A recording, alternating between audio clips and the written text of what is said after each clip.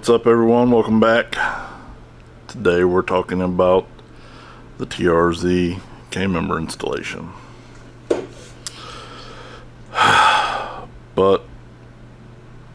I kind of don't think it matters, but I kind of got some bad news. I lost the footage, or I accidentally deleted it, but I'll be damned if I can find the footage of me finishing this thing up. But I can walk you through it. Really haven't missed much in terms of fabrication or anything. Just a little cutting and grinding. So nothing crazy. I'm pretty confident I can still get you all the information and complete this video satisfactorily.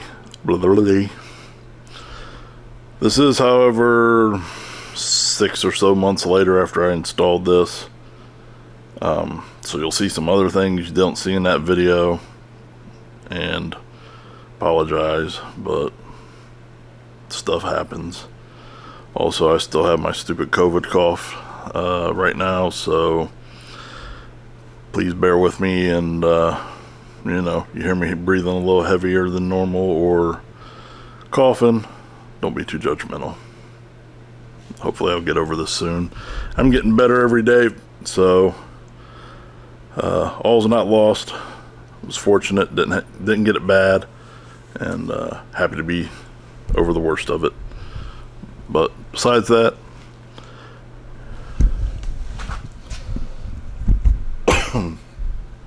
here we are. So you can see it's now painted black. The TRZ suspension's on there. Stock spindles. The stock brakes and calipers are down there under a rag. I'm hoping to figure out how to get how to scrape up some money to get the strange lightweight stuff up front here. But worst case scenario, I'm not going to let that hold the project up. We'll just keep plugging away until we can afford the strange stuff.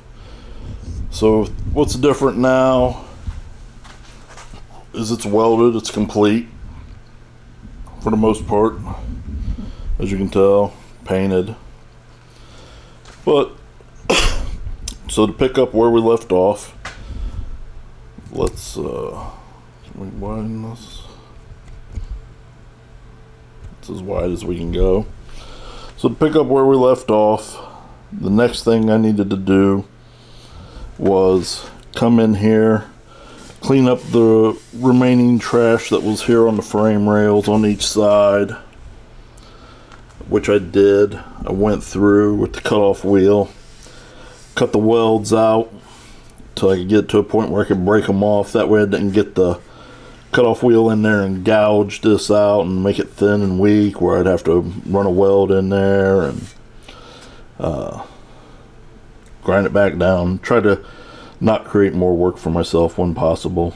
Doesn't always happen because life's not perfect, but I didn't do a bad job there. So I got that all done. Got all the old bits and crap off. Then I took my 9-inch grinder, big heavy honking thing, and sanded that, used it to grind that down nice and smooth.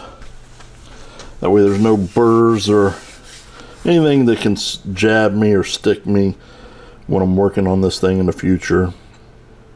And it looks nicer. Not that I care about cosmetics as much, but it does look nicer. So one of the next things I had to do, if you remember, was those little tabs that were sticking off here. So I cut those off, took the grinder, ground everything down nice and flat, so that these would then be able to slide up into place. The stock mounts were smaller than the 1/2-inch hardware that comes with the kit, so I did have to drill those holes out. But once I did those two things, this was then able to slide into place like it was, like it's intended. So what my next move was the plates that go here. I've seen a couple other videos where guys make cardboard templates, and I'm a fan of cardboard templates, but in this particular instance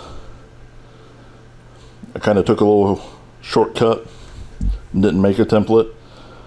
I'm big on templates, but I'm confident enough in my abilities to do this. So if you're not confident in your ability, make a cardboard template. The only reason I say that is because since I didn't, I don't have one to show you. But what I did was I located where my holes needed to be in the metal end caps. I took a hole saw, drilled out my holes, form on both sides, slid them on, and then I put this into place, placed it how it's supposed to, you know, put the bolts through the holes and everything, put a jack under here and leveled the front end up and made sure it was level front to back, side to side, and that everything matched the frame. And then I pressed my 2 pieces of steel plate up here, traced them out, same thing on that side, pulled everything back apart, cut the metal to shape, and then when it was time for my final fit, put it on, and they fit reasonably well. I can't remember if I had to tune them up a little bit. Sometimes you do, sometimes you don't. I really don't feel like I had to go back and cut them off or trim them up any, sorry. So once I did all that, I was then able to just, once I knew everything was where I wanted it, how I wanted it. Sorry, nope, let's back up here. This tube comes in close on this dent. This dent's in for the factory steering. I don't know if you can see that it's humped up here a little bit, but so I had to cut this out here and here to accommodate this tube, which just barely protrudes through this area, like 1/8 of an inch tops, maybe. I'm not sure. You know, the tube is centered the way, you know, the way it needs to be. And I've seen all the videos and stuff that I've seen and pictures I've seen, they all have to do this. So I cut out a little triangle section so the tube would fit in properly.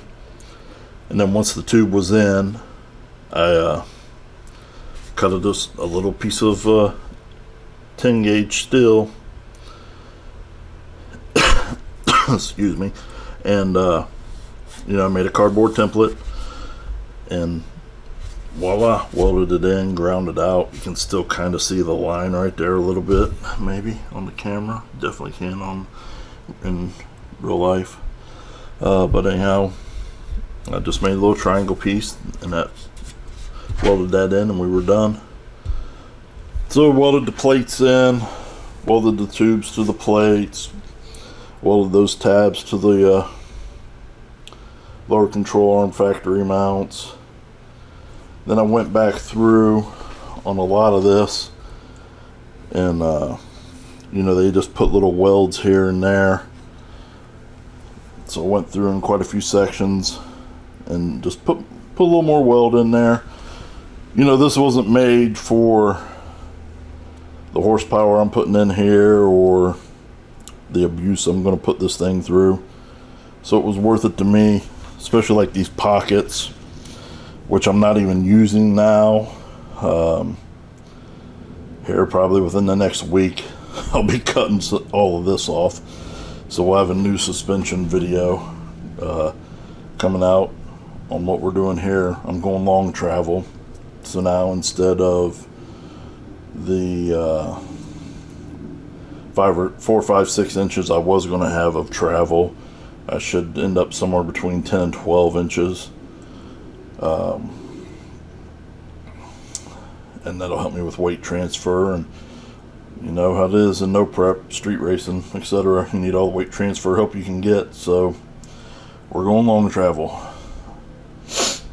But at the time we weren't, and so I wanted to weld this, you know, put some good weld in here, went through and ground it out, and Just threw more weld in there to make sure, you know, we didn't rip this off when we were using this as the coilover mount. Did a, you know, a few more spots down the frames on each side, just to make sure everything, you know, is on there. Yes, it's overkill. Yes, don't get after me in the comments about it. It's just what's going to make me sleep a little better at night, so I did it. Did it necessarily have to happen and have to be done? Maybe not. But like I said, I do feel a little bit better about things for doing it. Oh, look. There's a bar sticking out there. Whoop.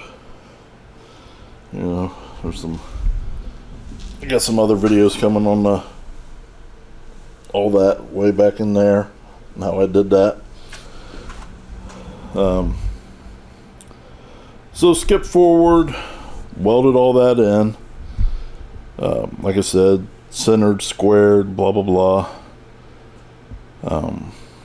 Welded everything in, put my fenders and radiator support and everything in there, and got a lightweight core support in there.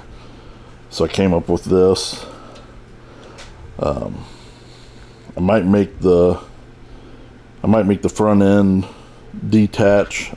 I haven't decided yet, but I had to have some sort of mount for the radiator support.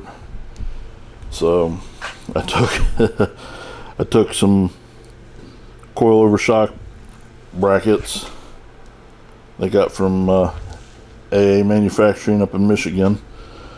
They're not a sponsor, but they should be. Hint, hint, AA, if you're listening. Just kidding. But no, I'm not. Anyhow.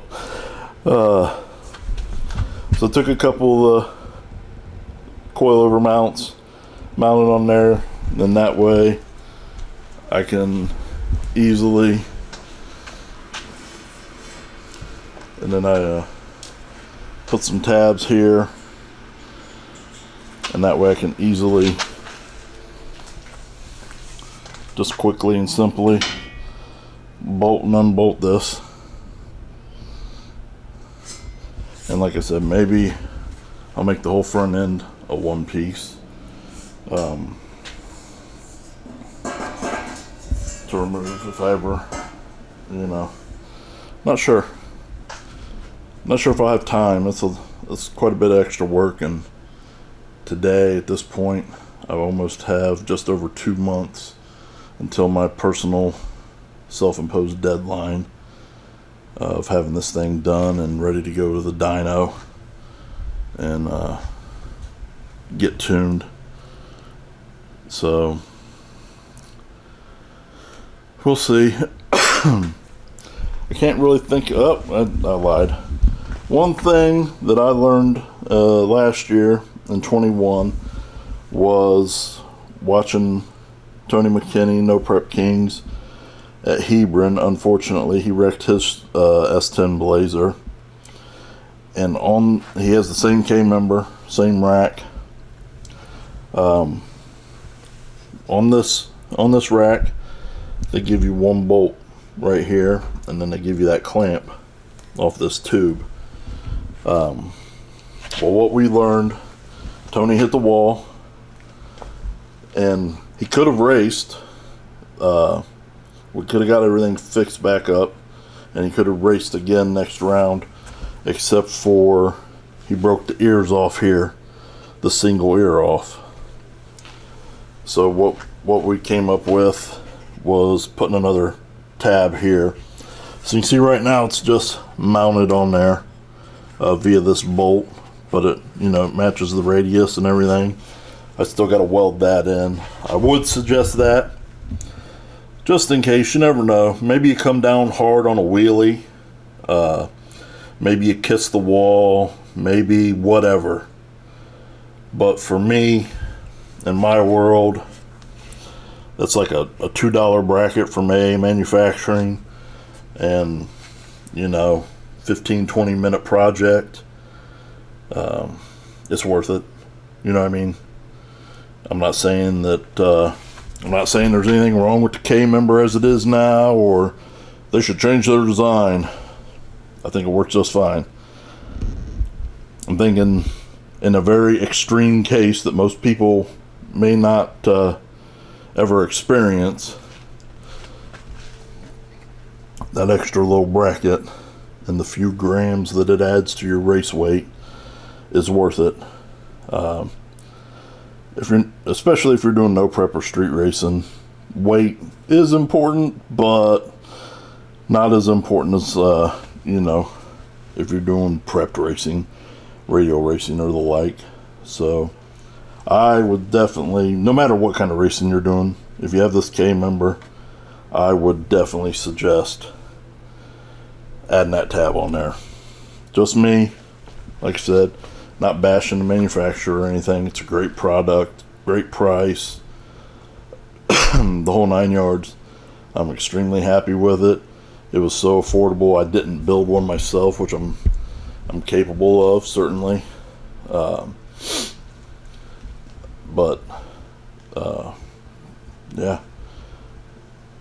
I don't know. I think that's about it. If you got any questions down below, ask them. I'll be happy to answer them. I can't think of anything I may have missed or forgotten to talk to you about. I mean, it really is not a horrible project. You know, if you're halfway decent at fabricating and mechanical and math, it doesn't take a lot of math skills. You know, they really have done a great job of making this a simple to install item. You know, this is like a weekend project. You know, I'd say all told, if you really just got in there and got after it and you'd never done one before, maybe 10 to 16 hours depending on the tools you have and your confidence level. If you stare at it for a while because your confidence is low and you're asking yourself a lot of questions and you're triple and quadruple checking your work and, you know, all that kind of stuff, that's fine. Sometimes that's the process we have to go through when it's the first time we've done something. So do that. Sometimes you've done something or done something similar and you just get after it, and that's fine too. You know, it's never like a competition, and don't ever watch a video that I do or somebody else does, and I'm not that great, but don't watch videos that other people do and they make it look super easy and make it look like it goes real quick, and then you get it and you got a million questions in your head and it takes you a while. Don't let any of these videos intimidate you. This video is not for that at all.